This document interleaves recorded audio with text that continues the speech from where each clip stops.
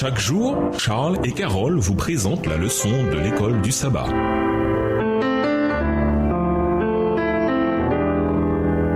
Bienvenue dans votre émission. Dieu nous parle. Nous voilà à la leçon 12, Esther et Mardochée. Étude de la semaine, Daniel 1, les versets 1 à 12, Daniel 6, les versets 1 à 9, Esther 2, les versets 1 à 10, Esther 3, les versets 1 à 15, Esther 4, les versets 1 à 14, Esther 9, les versets 1 à 12.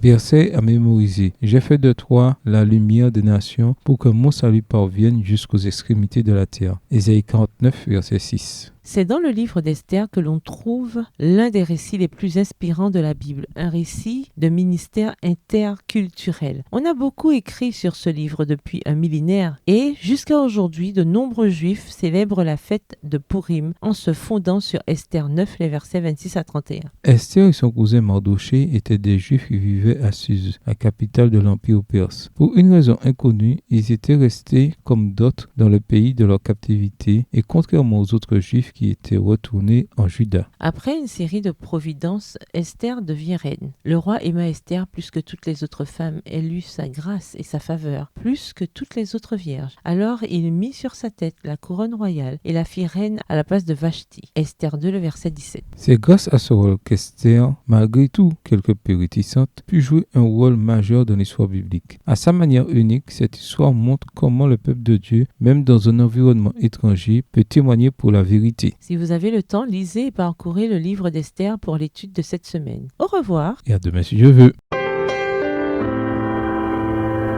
Dieu nous parle. Chaque jour, Charles et Carole vous présentent la leçon de l'école du sabbat.